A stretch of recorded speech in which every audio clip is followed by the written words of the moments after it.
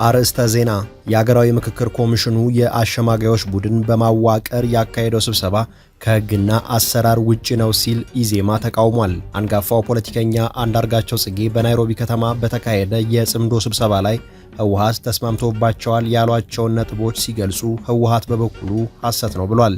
ጤና ይስጥልኝ። የዕለተ ረቡዕ ነሐሴ 20 2018 ዓ.ም የዋዜማ አበይት ዜናዎችን ይዘን ቀርበናል። አብራችሁን ቆዩ።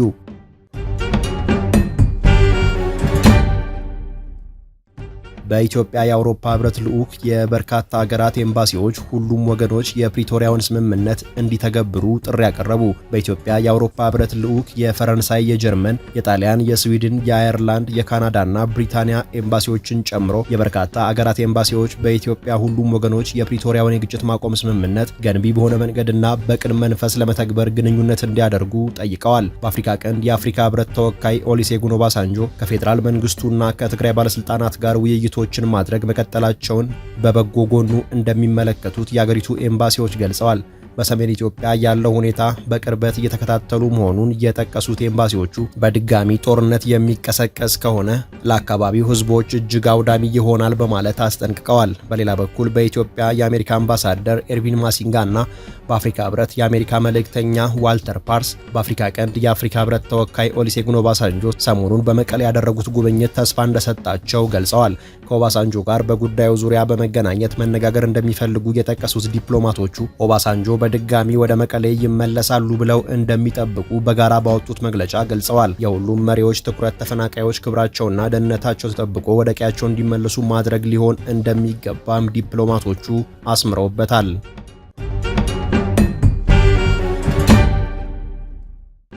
የሀገራዊ ምክክር ኮሚሽኑ የአሸማጋዮች ቡድን በማዋቀር ያካሄደው ስብሰባ ከሕግና ከአሰራር ውጪ ነው ሲል ኢዜማ ተቃወመ።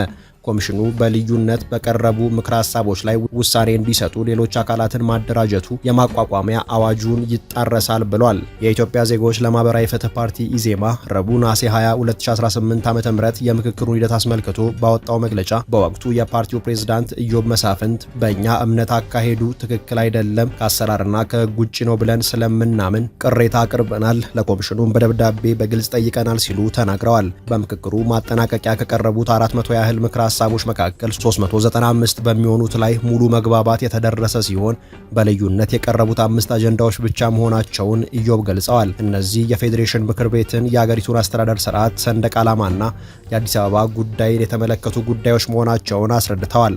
በተለይም በአዲስ አበባ ጉዳይ ከቀረቡት ነጥቦች መካከል በሰባቱ ላይ ሙሉ ስምምነት መደረሱን የጠቆሙት አመራሩ ልዩነቱ የኦሮሚያ ክልል ርዕሰ ከተማ በፌዴራሉ ወይስ በክልሉ ሕገ መንግስት ይደንገግ በሚለው አፈጻጸም ላይ ብቻ መሆኑን አብራርተዋል።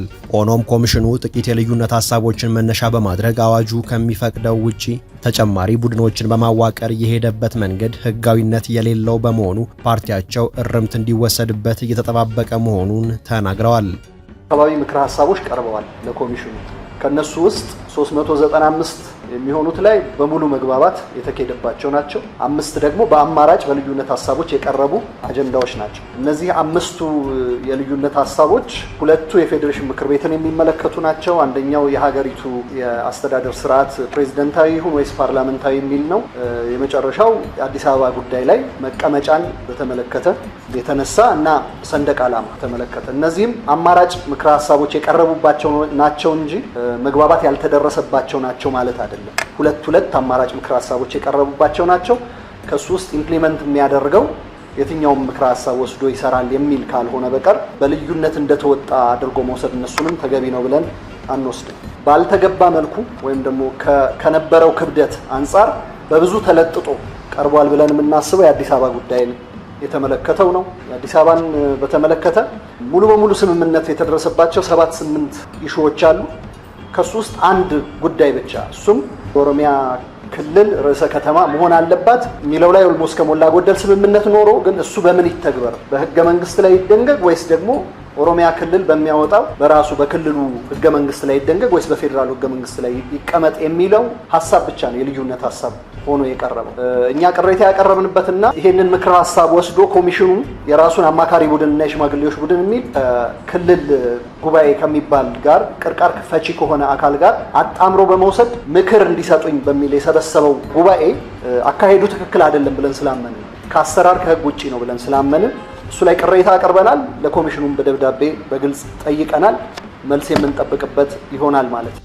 ኢዜማ በሰጠው መግለጫ በ8ቱ የምክክር ቡድኖች በተመካካሪዎች ውይይት ጎልብተውና በሙሉ ድጋፍ ተፈርመው ለጠቅላላ ጉባኤው የቀረቡት ምክረ ሀሳቦች ብቻ የሚቀበላቸው መሆኑን በመጥቀስ በሂደቱ ወቅት በኤክስፐርትነትና በአስተባባሪነት በተመደቡ አካላት በኩል ግልጽ ወገንተኝነትና የተዛቡ አሰራሮች አጋጥመው እንደነበር ጠቁሟል። የመመካከሩ ምዕራፍ ቢጠናቀቅም የመጨረሻዎቹን ምክረ ሀሳቦች ለህዝብና ለመንግስት የማቅረብ እንዲሁም የተግባር ምዕራፎች የሚቀሩ በመሆናቸው ኢዜማ ኮሚሽኑን መንግስት ትኩረት ሊሰጣቸው ይገባል ያላቸውን 5 ማሳሰቢያዎችን በዝርዝር አስቀምጧል። ኮሚሽኑ የመጨረሻ ምክረ ሀሳቦችን ሲያቀርብ በተመካካሪዎች በንባብ የቀረበውን የመጨረሻ ሰነድ ብቻ ባከበረ መልኩ እንዲሆን የሚለውን በቀዳሚነት ያስቀመጠ ሲሆን በምክክሩ የቀረቡትን 400 ምክረ ሀሳቦች ኮሚሽኑ ለህዝብ ይፋ እንዲያደርግ የውይይት ቃለ ጉባኤዎችን በማገናዘብ ትግበራው እንዲከናወንና ኮሚሽኑ በአዋጁ መሰረት አፈጻጸሙን እንዲከታተል መንግስት የቀረቡለትን ምክረ ሀሳቦች በፍጥነት ተግባራዊ እንዲያደርግ እንዲሁም የምክረ ሀሳቦቹን አተገባበር በቅርበት የሚከታተል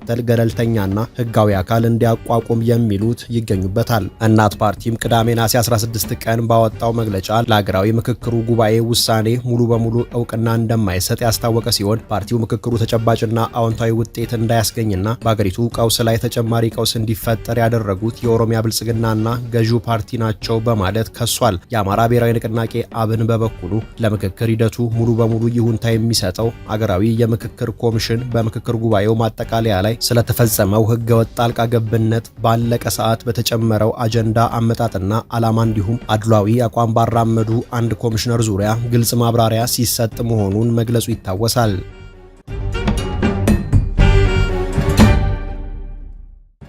አንጋፋው ፖለቲከኛ አንዳርጋቸው ጽጌ በናይሮቢ ከተማ በተካሄደ የጽምዶ ስብሰባ ላይ ህወሓት ተስማምቶባቸዋል ያሏቸውን ነጥቦች ሲገልጹ ህወሓት በበኩሉ ሐሰት ነው ብሏል። አንጋፋው ፖለቲከኛ አንዳርጋቸው ጽጌ አንከር ሚዲያ ከተሰኘ ዩቲዩብ ፕሮግራም አዘጋጅ መሳይ መኮንን ጋር ባደረጉት ሰፊ ቃለ መጠይቅ በህወሓት በኦሮሞ ነጻነት ሰራዊትና በፋኖ ኃይሎች መካከል ሊኖር ስለሚገባው የጋራ ትብብርና ስለ ሀገሪቱ ወቅታዊ የፖለቲካ አቅጣጫ ማብራሪያ ሰጥተዋል። እንደ አንዳርጋቸው ገለጻ ህወሓት ከፋኖ ጋር ለመስራት ፍላጎት እንዳለውና በወልቃይትና ራያ አካባቢዎች ላይ የአንድ ወገን ወታደራዊ እንቅስቃሴ አላደርግም ሲል ለኤርትራ መንግስት ቃል መግባቱን የሚያረጋግጥ መረጃ እንዳላቸው ገልጸዋል። የኤርትራ መንግስት በበኩሉ የወልቃይትና ራያን ጉዳይ በኃይል የመፍታት እቅድ ካለ ፋኖ ትብብሩን አይቀበለውም በማለቱ ህወሓት ወታደራዊ እንቅስቃሴ እንደማያደርግ ቃል ገብቷል ብለዋል። ስለሆነም የወሰን ጉዳዮችን እንደ ቅድመ ሁኔታ ማቅረብ የፖለቲካ ብስለት አለመሆኑንና እነዚህ አጀንዳዎች አገሪቱ የተረጋጋ ሁኔታ ላይ ስትሆን በውይይት የሚፈቱ መሆናቸውን አስረድተዋል። የፖለቲከኛውን ንግግር አስመልክተው በማህበራዊ ትስስር ገጻቸው ምላሽ የሰጡት የህወሓት ምክትል ሊቀመንበር አማኑኤል አሰፋ በኩላቸው የቀረበው መረጃ ሐሰት ነው በማለት አጣጥለዋል። ህወሓት በኤርትራ መንግስት በኩልም ሆነ በሌላ መንገድ ለምንም አይነት ኃይል የላከው ምልጃም ሆነ የገባው ቃል የለም ብለው የክልሉን ጥቅም ለገበያ የሚያቀርብ አካል እንደሌለ ሊታወቅ ይገባል ብለዋል። በማከልም ህዝባዊ ሲሉ የገለጧቸው ኃይሎች ጋር የሚደረገው ትብብር የህልውና አደጋ የተጋረጠባቸው አካላት በጋራ የሚታገሉበት እንጂ አንዱ ሌላውን ተማጽኖ ስጦታ የሚያቀርብበት አይደለም በማለት አጣጥለዋል። ህዝባዊ ሲሉ በጠሯቸው ኃይሎች መካከል ጥርጣሬና ክፍፍል ለመፍጠር የሚደረግ እንቅስቃሴ አካል ነው በማለትም ኮንነዋል።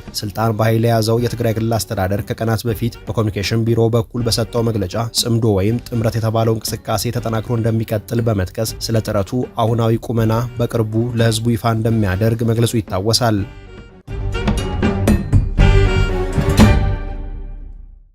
የሶማሌ ክልላዊ መንግስት የተለየ ፍላጎት አላቸው ያላቸው አካላት ሰሞኑን በጅግጅጋ ከተማ የመድኃኔዓለም ቤተክርስቲያን ያስገነባውን መቃኞ ማፍረሳቸውን ኮነነ። የድርጊቱ ፈጻሚዎች የሃይማኖት ጸብ ለማስነሳትና የክልሉ መልካም ገጽታ ለማጠልሸት ሞክረዋል በማለት የወነጀለው የክልሉ መንግስት ፖሊስ ድርጊቱን ፈጻሚ አካላትን በቁጥጥር ስር አውሎ ምርመራ መጀመሩን ገልጧል። መቃኞ በተገነባበት ቦታ በግለሰብ ስም የተመዘገበ ይዞታ መሆኑን ማረጋገጡንም የክልሉ መንግስት ጠቅሷል። በኢትዮጵያ ኦርቶዶክስ ተዋሕዶ ቤተክርስቲያን የሶማሌ አገረ ስብከት በጅግጅጋ ከተማ አዲስ የተሰራው የመድኃኔዓለም ቤተክርስቲያን መቃኞ ቤት በኃይል መፍረሱ ያልተጠበቀና አሳዛኝ ድርጊት ነው በማለት አውግዟል። ድርጊቱ በአካባቢው ምዕመናን ዘንድ ከፍተኛ ሐዘን መፍጠሩን የገለጠው አገረ ስብከቱ ጉዳዩ የሚመለከታቸው አካላት አስቸኳይ ህጋዊ ማጣራት እንዲያደርጉ ትላንት ባወጣው መግለጫ ጠይቆ ነበር።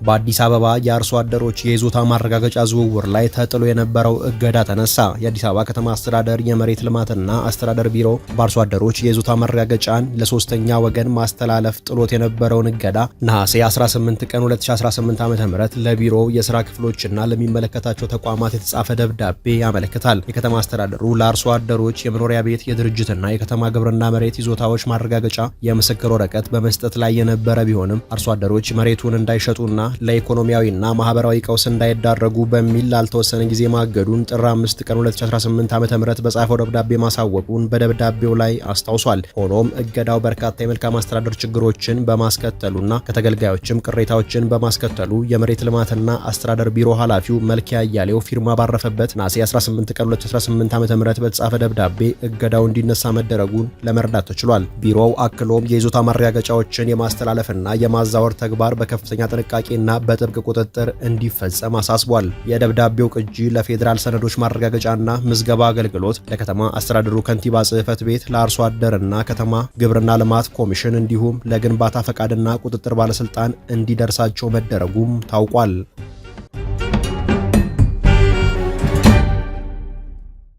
ከዕለቱ ሩጫ ፋታ ወስዳችሁ ዘና እንድትሉ ከሐሙስ ነሐሴ 21 እስከ እሁድ ነሐሴ 24 ድረስ በአገር ፍቅር ቲያትር፣ በኢትዮጵያ ብሔራዊ ቲያትር እንዲሁም በዓለም ሲኒማ የሚቀርቡ ተውኔቶችን እንጠቁማችሁ። በአገር ፍቅር ቲያትር ቤት ሐሙስ ከምሽቱ 11 ሰዓት ከ30 የደመና ዳንኪረኞች፣ እሁድ ከምሽቱ 11 ሰዓት የመጨረሻው ፍርድ ተውኔት ለታዳሚያን ይቀርባሉ።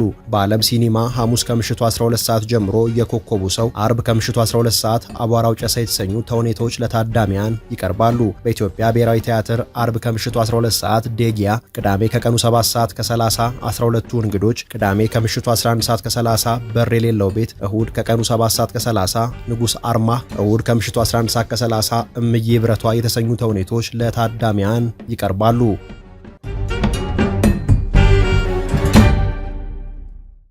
ለዕለቱ የያዝናቸው የዋዜማ ዜናዎችና መረጃዎች እነዚህ ነበሩ። ጤና ይስጥልኝ።